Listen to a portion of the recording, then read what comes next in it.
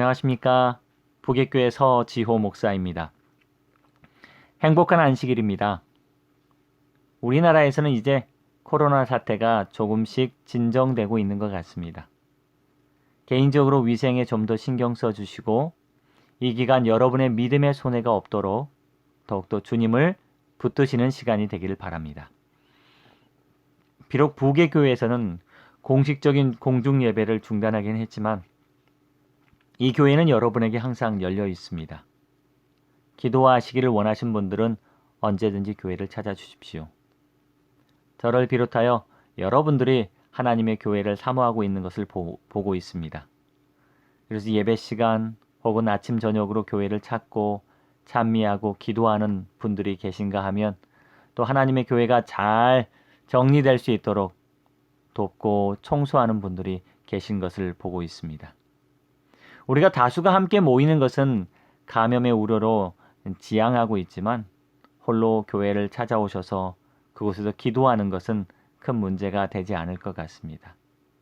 집사님들께서도 종종 방역을 하고 계시고 오시는 분들도 조금만 주의한다면 이사야의 기록처럼 내 집은 만민이 기도하는 집이라 일컬음을 받을 것이다.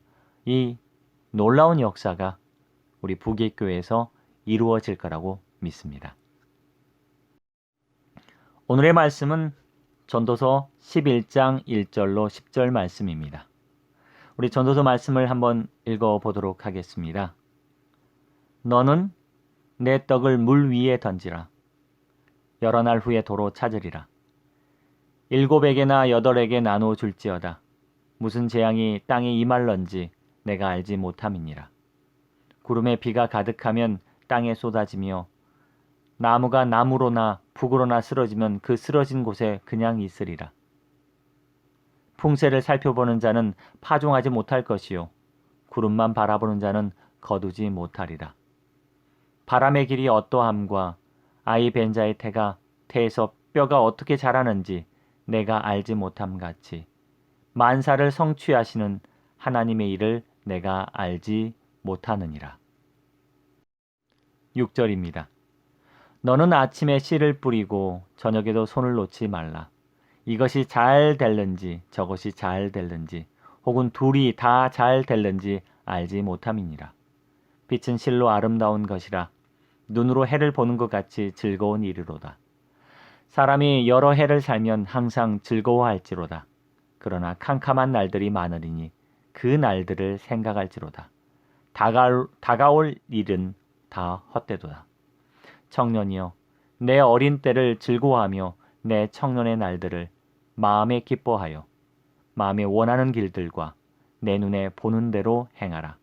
그러나 하나님이 이 모든 일로 말미암아 너를 심판하실 줄 알라. 그런즉 근심이 내 마음에서 떠나게 하며 악이 내 몸에서 물러가게 하라. 어릴 때와 검은 머리의 시절이 다 헛되니라. 인생을 살면서 자기 계획대로 되는 삶이 얼마나 될까요? 솔직히 내 마음대로 내 뜻대로 특별히 내 생각과 계획대로 되는 삶은 거의 없습니다. 항상 불확실성의 연속입니다. 우리가 종종 하는 말이 있지요. 한 치 앞도 내다볼 수 없는 인생이라고요. 네, 맞습니다. 우리의 삶은 아무것도 예정된 것이 없고 아무것도 내다볼 수가 없습니다.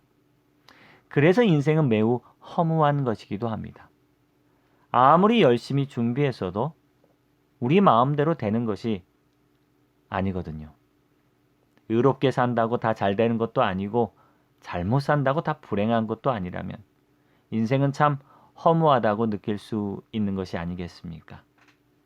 코로나 사태가 이와 같습니다. 누가 이 사태를 예측이나 했겠습니까?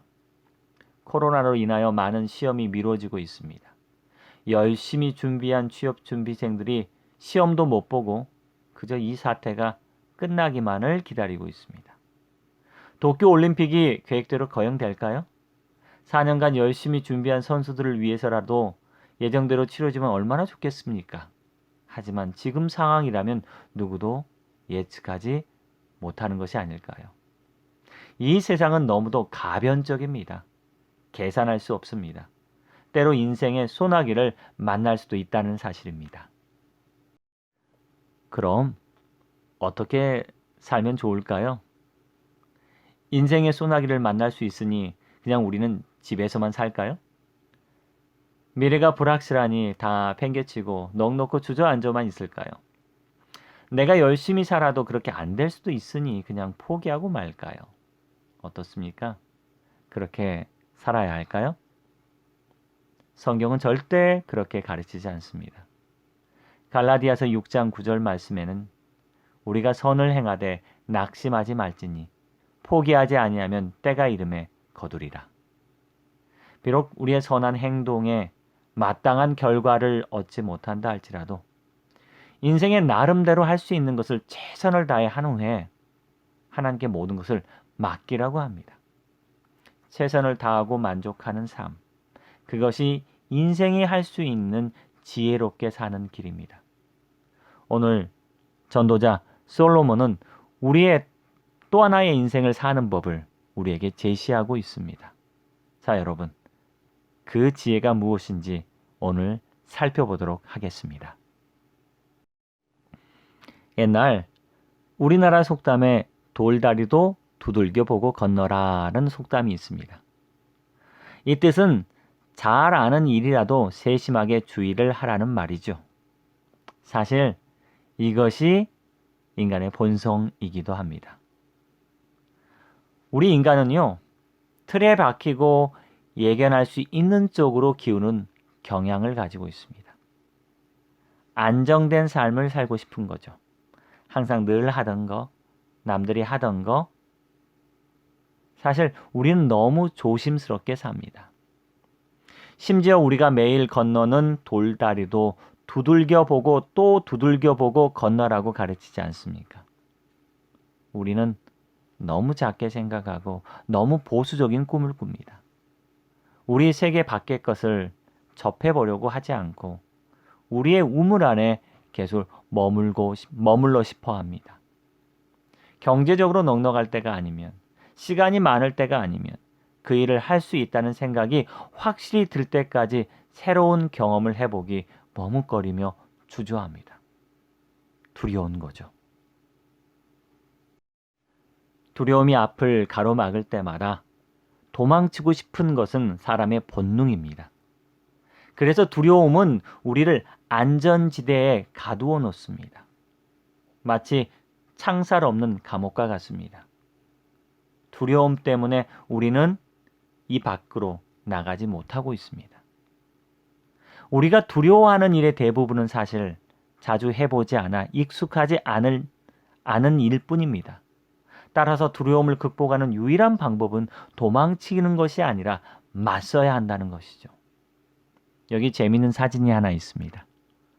무섭게 지저대는 개 앞에서 고양이가 얌전하게 서 있습니다. 용기를 내어 다가간 고양이는 단지 묶여있는 개라는 사실을 알게 된다.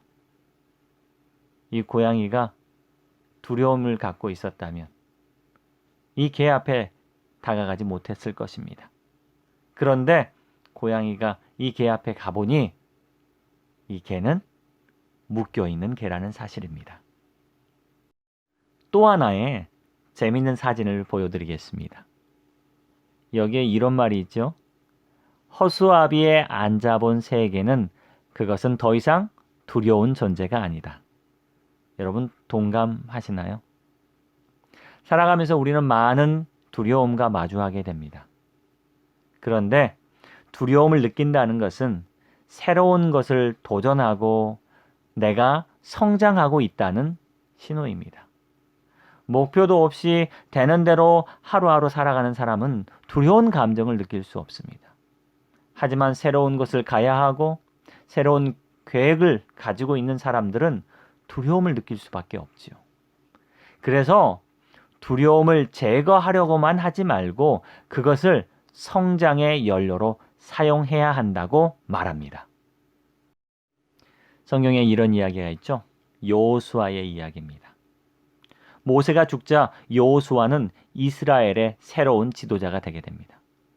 그는 이스라엘의 새로운 지도자로서 가나안 정복이라는 새로운 사명과 도전을 짊어지게 되지요. 보통 사람 같으면 어떨까요? 네, 두려움이 생깁니다. 여호수아 역시 그 마음속에 두려운 감정이 생겨났습니다. 가나안의 온 주민들과 첫 번째 전쟁을 치르기도 전에 두려움은 여호수아의 마음속에 자리 잡았습니다. 그것은 인간에게 있는 당연한 감정입니다.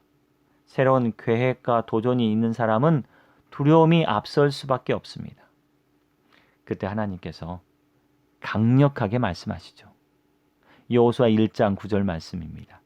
내가 내게 명령한 것이 아니냐. 강하고 담대하라. 두려워하지 말라. 놀라지 말라. 내가 어디로 가든지 내 하나님 여호와가 너와 함께 하느니라. 여호수아는 두려움이란 감정을 혼자 소화하기 위해 애쓰지 않았습니다. 내가 이스라엘의 지도자다. 두렵지 않은 척 하지 않았습니다. 두려움이란 감정은 도리어 하나님과 여호수아를 연결시키는 고리가 됩니다. 하나님께서도 아셨어요. 여호수아가 새로운 사명과 도전 앞에서 두려워하고 있다는 것을 아셨습니다. 그때 주님은 여호수아에게 이렇게 말씀하시죠. 내가 내게 명령한 것이니 두려워 말라.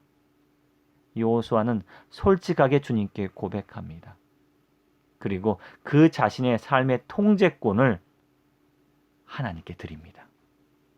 하나님, 알아서 하십시오. 사람들은요, 일반적으로 안전지대에 있기를 원합니다. 그냥 머물러 있기를 더 좋아하죠. 내 삶의 통제권이 하나님께 있으면 무슨 일이 생길지 불확실하다고 생각합니다. 그래서 우리의 삶을 온전히 주관하시도록 하나님께 맡기는 것에 대해서 주저하고 있지요. 이러한 인간의 본성을 깨달은 솔로몬은 두 가지 예시를 통해서 자신의 생각을 풀어놓습니다. 첫째는 상인이 배를 바다에 띄우는 것. 둘째는 농부가 씨를 뿌리는 것. 상인이나 농부나 모두 환경을 지배할 수는 없습니다. 그래서 이 두 경우 모두 아주 위험과 믿음을 전제로 하고 있습니다. 배는 암초에 부딪히거나 폭풍을 만날 수도 있고 해적의 공격을 받아 모든 것을 빼앗길 수도 있습니다. 농부도 마찬가지죠. 병충해나 자연재해로 인해 얼마든지 실패할 수 있습니다. 만약 상인이나 농부가 이상적인 환경이 올 때까지 기다리기만 한다면 그들은 결코 아무것도 이룰 수 없습니다. 인생은 어차피 어느 정도 위험을 안고 사는 것이고 거기에는 믿음이 필요합니다. 우리가 시도하지 못한 것들, 만약에 그런 것들에 대한 우리가 핑계와 변명을 찾는다면 우리는 얼마든지 찾을 수 있습니다. 솔로몬은 전도서에서 이렇게 말하고 싶었던 것입니다. 우리의 인생에 불확실한 것은 사실이다. 그렇다고 가만히 있을 것이냐? 아니다. 내 인생에서 최선을 다하자. 그것을 다한 후에 하나님께 맡기자. 최선을 다하고 만족하는 삶, 그것이 우리가 지혜롭게 인생을 사는 방법일 것이다. 전도서 11장 4절, 풍세를 살펴보는 자는 파종하지 못할 것이요 구름만 바라보는 자는 거두지 못하리라. 신앙생활에서 벗어나고 있는 사람들 중에는 이런 핑계와 변명을 할 때가 있습니다. 내가 해봤는데, 내가 믿어봤는데, 내가 기도했는데 전혀 좋아지지 않더라. 믿으나 믿지 않으나 다 사는 삶은 비슷비슷하더라. 인생의 불확실함을 그들의 핑계로 삼고 그럴 바에는 내 의지대로 살겠다 하는 것이죠. 특별한 도전하지 않겠다는 겁니다.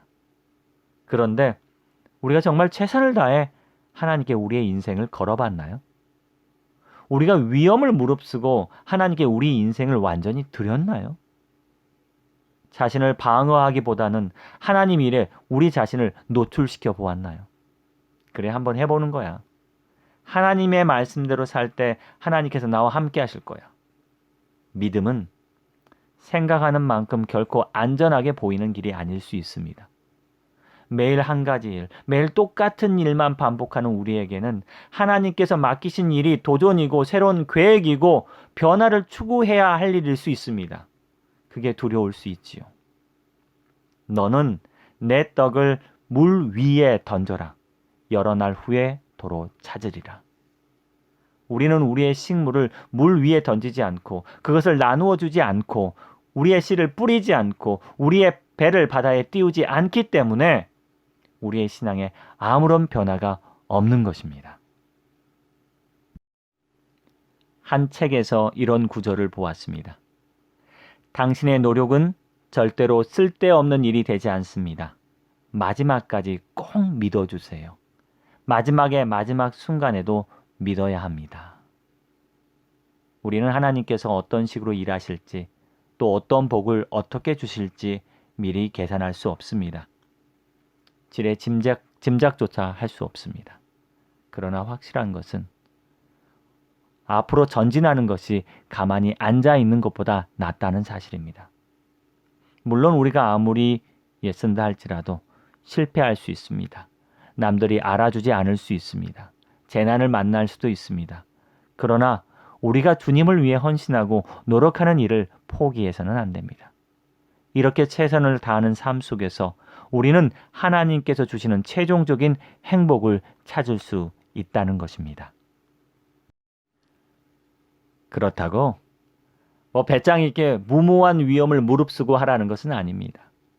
솔로몬은요, 도덕적으로 바르고 진리와 하나님의 말씀에 비추어 볼 때 옳은 일에 대해서 시도하라는 것입니다. 하나님을 위하여 하는 일, 그리고 사람들의 피로를 채우는 일들에 대하여 손을 펼쳐 보라는 것입니다. 우리가 담대하게 힘있게 하는 것입니다. 그러므로 내 사랑하는 형제들아, 견실하며 흔들리지 말고 항상 주의 일에 더욱 힘쓰는 자들이 되라. 이는 너희 수고가 주 안에서 헛되지 않은 줄 알미니라. 고린도전서 15장 58절 말씀입니다. 흔들리지 말고 내가 하려고 하는 일들을 주님 안에서 해보라는 거죠.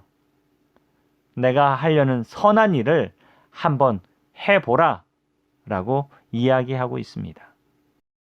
여호수아가 하나님께 새로운 일을 맡았을 때 하나님은 그에게 담대하라라고 말씀하셨습니다. 그리고 사람들도 여호수아에게 이렇게 용기를 주었습니다. 우리는 범사에 모세에게 순종한 것 같이 당신에게 순종하려니와 오직 당신의 하나님 여호와께서 모세와 함께 계셨던 것 같이 당신과 함께 계시기를 원하나이다. 18절입니다. 누구든지 당신의 명령을 거역하며 당신의 말씀에 순종하지 아니하는 자는 죽임을 당하리니 오직 강하고 담대하소서. 오직 강하고 담대하소서. 여러분, 여러분의 인생을 살 때 오직 강하고 담대하기를 바랍니다. 자, 여러분, 희망과 두려움은 같이 옵니다. 두려움은 희망 없이 있을 수 없고 희망은 두려움 없이 있을 수 없습니다. 우리가 모든 조건이 완벽해지고 모든 위험 요소가 사라지기까지 기다릴 수는 없습니다. 한번 하나님의 말씀대로 살아가 보십시오. 우리의 사랑의 지평과 경험을 넓히고 가치 있는 목표를 향해 달려가며 전심전력으로 나아가 보십시오. 두려움을 키울지 희망을 키울지 여러분의 선택에 달려 있습니다. 여기에 그냥 주저앉을지 아니면 하나님을 위한 더 큰 봉사의 삶을 살지 여러분에게 달려 있습니다.